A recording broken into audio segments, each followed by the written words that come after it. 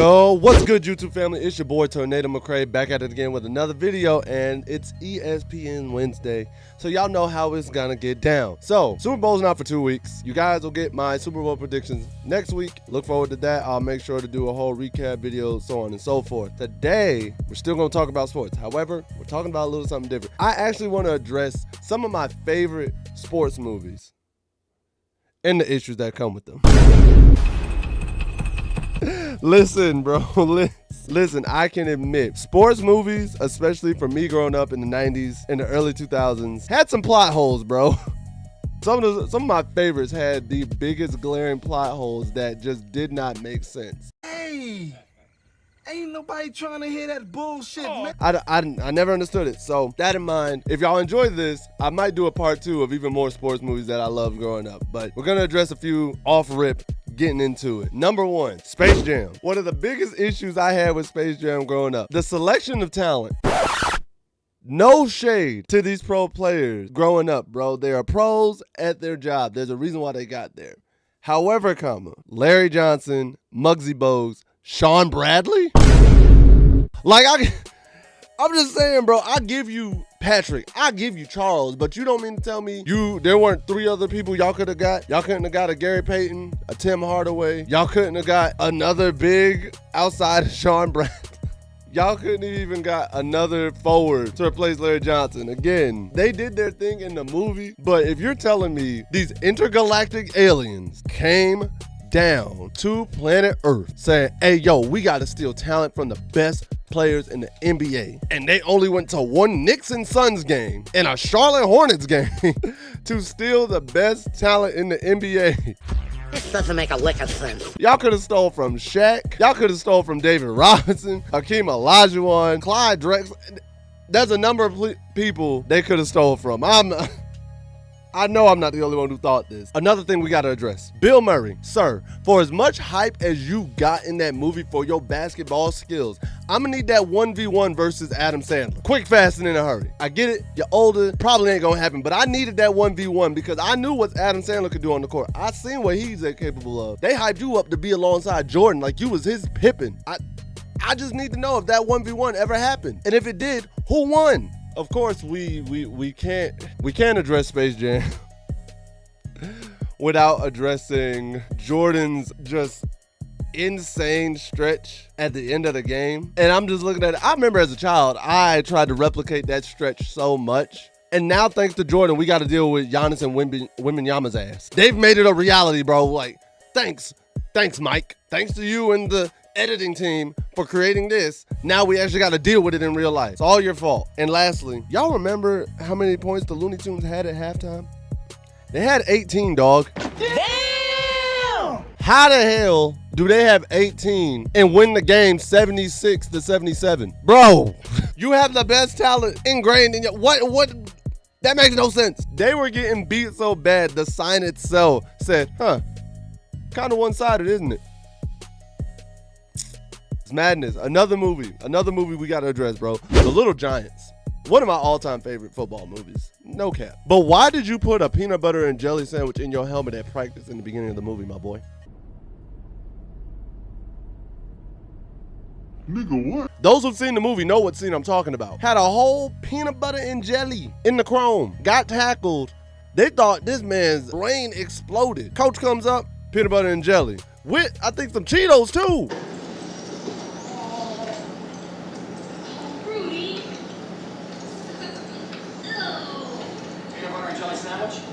Are you nuts? Still good. You'll never get anywhere treating your helmet like a lunchbox, son. What is that? Cheetos. Crunchy or puffed? Puffed. Like, bro, this is why America has an obese problem. And then he kept eating it. We're not gonna talk about the hygiene aspect of it, but Lord have mercy. And then the main child antagonist of the movie, Spike, bro, CPS. I need y'all to be at that house like yesterday, because I'm pretty damn sure this kid was on creatine and steroids at the age of 10. Man's built like Rocky Balboa in Rocky 3. Just cut Diesel. Y'all remember when Cat Williams was talking about how DMX was probably in class growling? That's who Spike reminded me of. Man's growling at home like, that was wild. And then Hanan. High hands. Come here. Come here, bro. Come here. Of all the methods you could have used to catch a football, you decided to go with super adhesive.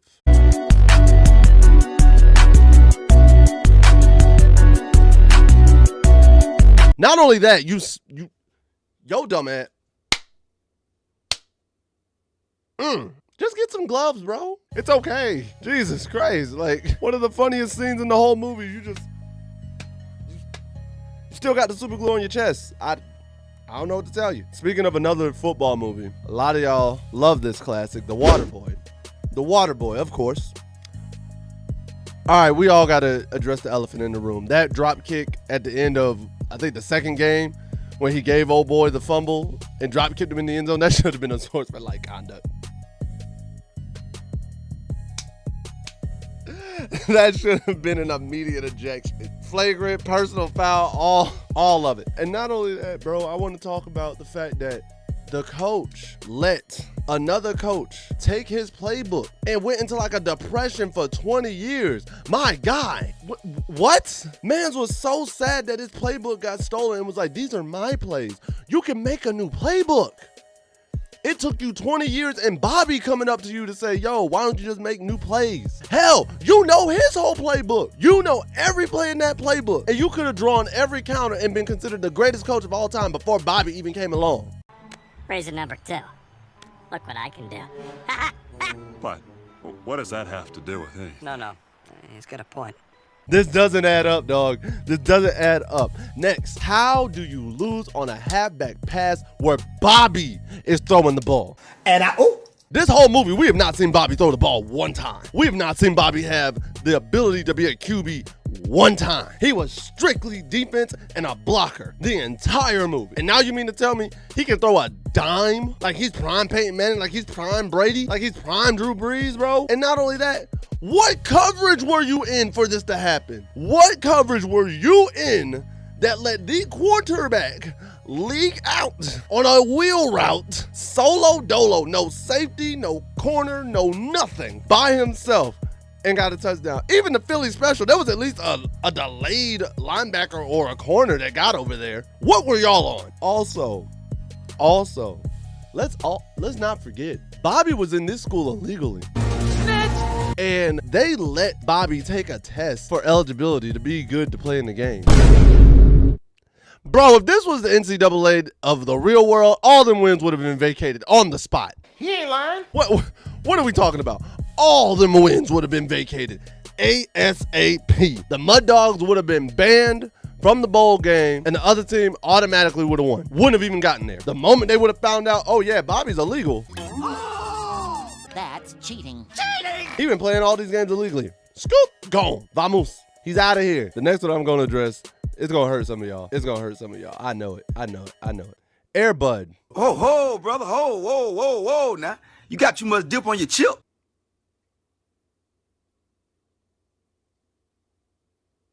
Yo, lock this dog the f up. What are we doing? He got one move.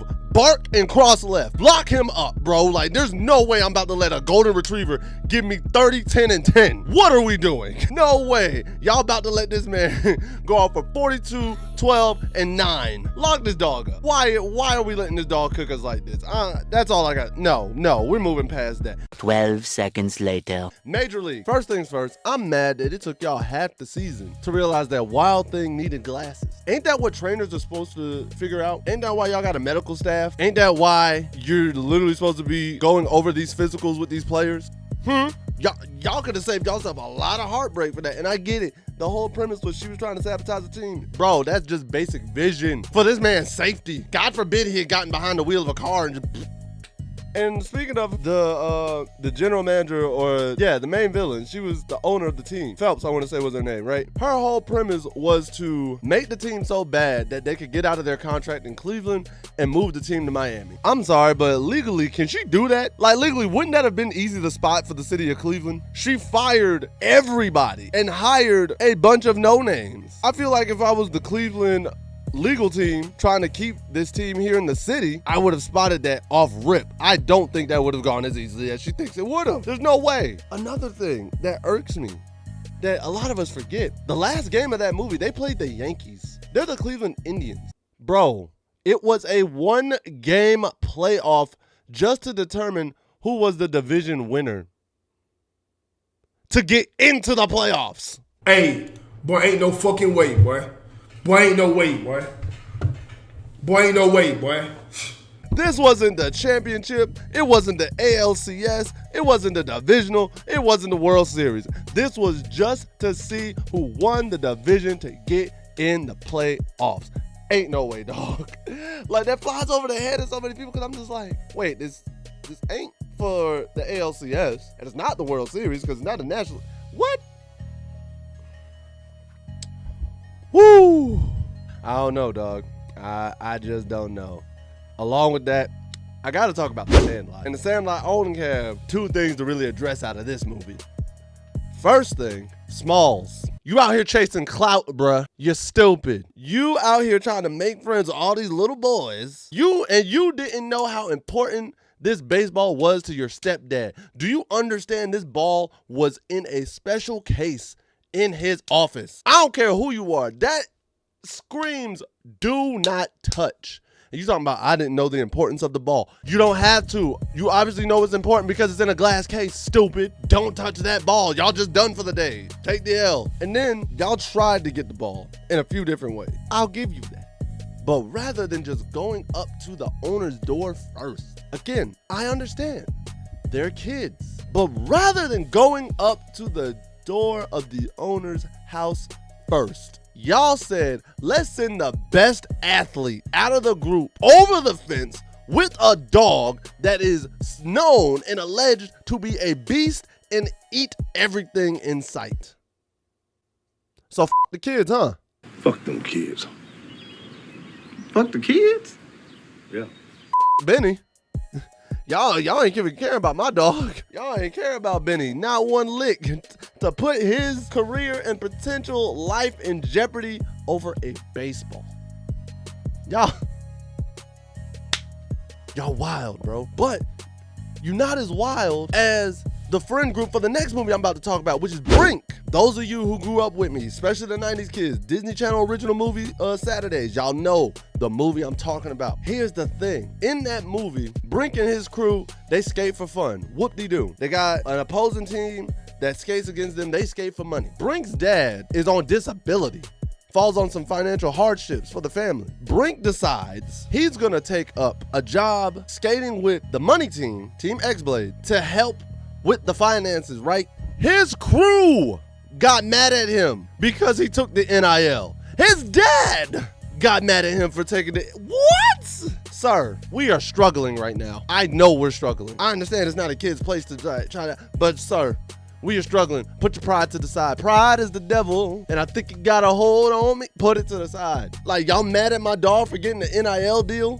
And not only that, at the end of the movie, or right before the big climactic competition, Brink got another job at a dog groomer's, Pup and Suds. Took out an advance in his paycheck to pay for the crew, for his old crew, who skates for the love of it. And they were sponsored by the groomers, and everything's cool. So y'all ended up doing the same thing anyways. Huh? And what blows my mind is, like, his dad was talking to him, and he's like, oh, if you're gonna skate, I want you to skate. Do it for the love of it. Don't do it for the money, because you're gonna lose yourself for it. Sir, and this goes to my future child, I'm gonna tell him right now, if you get paid doing what you love, that is the biggest come up in all of life. Message. That's what content creation is. That's what sports is. That's what acting is. That is what most people strive for. Everybody wants to get paid for what they love to do. So telling your son not to go and get paid for skating because he already does it anyways is stupid. It's stupid. Being mad at your homeboy for getting paid because he's skating and you're not is stupid. Talking about something, we do it for the love. Yeah, I do. But if I see my bros getting paid, if I see my homegirls getting paid for doing what they love, I'm happy for them. Get your bag, bro. And here's the other kicker, which I would co-sign on, which I would do. At the end of the movie, when he beats the old team's leader, the owner of the team, it's like, yo, he's fired. I'm giving you his position as the new leader. At that moment, I would have said, I'm not taking the position unless I can bring my crew. Get all of us the bag. Yes, sir. This nigga's Brink's like, nah, I skate for the love of it. No! Turn Team X-Blades into Team Puppin Suds. Get paid while y'all do what y'all love to do. You can do both. Spider-Man can do both. What's the deal here, bro? That one irked me. And staying in line, inline skating.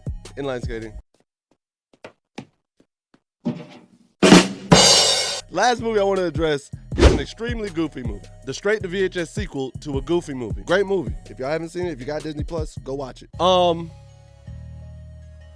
Here's a question, and I'm sticking strictly to the sports because there are other questions about that movie I gotta trust. Athlete to athlete. What was Goofy's eligibility to be a part of the Gamma team for the competition? Well, you got me. By all accounts, it doesn't make sense. Because Goofy said he did 3 years in college back in the day. And all my fellow athletes know about how that clearinghouse eligibility runs out. That was back in the 70s. Based off the timeline of this movie, it's the late 90s, early 2000s, Goof. Ain't no way you got eligibility like that. Ain't no way you got it paused. Not with the NCAA, I know. Not the NCAA committee that I know. And then NCAA, speaking of which, where the hell were y'all at? Well, about time for me to be hitting the old dusty trail. No. Come back to the front of the room. Come back to the front of the room. Where were y'all for this competition? Because here's the bad part. Team Gamma was cheating the whole competition, and y'all had the equipment set up to account for them cheating. Bro, it was set up. Then, Bradley Uppercrust III, in front of everybody, pulls out a detonator, presses it. A rocket shoots off from underneath the skateboard and hits your sign. Whole explosion. Not a medical staff in sight, not a paramedic, not an ambulance, nothing. There's a whole fire going on. It is up to Goof and Max to save this young man, and y'all let the competition keep going. Y'all ain't stopped nothing. Y'all ain't said no. Y'all said, hey, let it ride. Let the coverage ride, bruh. Y'all ain't go off the air. Y'all ain't tried to stop and be like, we have technical difficulties. Nada. Y'all said, let that joint ride. We need the ratings. If that is not the most on point that the NCAA would do to get their bag, I don't know what is. Y'all let this happen. Ain't no way, bro. Ain't no way. Like, y'all gotta answer for some questions, because the fact that y'all let that ride, nah, y'all gotta answer some questions on that one, bro. Oh, man. But guys, that's all I gotta say. If you enjoyed this video and if you want a part 2, please make sure to like, share, subscribe, and hit that notification bell at the bottom, because you know it helps my algorithm. And as your auntie's favorite neighbor, she's gotta know when I'm putting out these videos. Secondly, let's continue on this road to 500 subscribers. I thank each and every one of you who view these and subscribe to this channel. And lastly, comment below what your favorite sports movie is and what are some of the flaws in that movie. I promise you, I know I can't be the only ones who's experiencing this. And again, like I said, if you guys want a part 2, want more movies, get this thing to about 50 likes. If I can get 50 likes on this video, I'll do a part 2. So let's do that, all right? But with that being said, guys, at the end of the day, what do I know? I'm just a skinny brother with 2 tats. Peace. Much love to all of you. I'm out.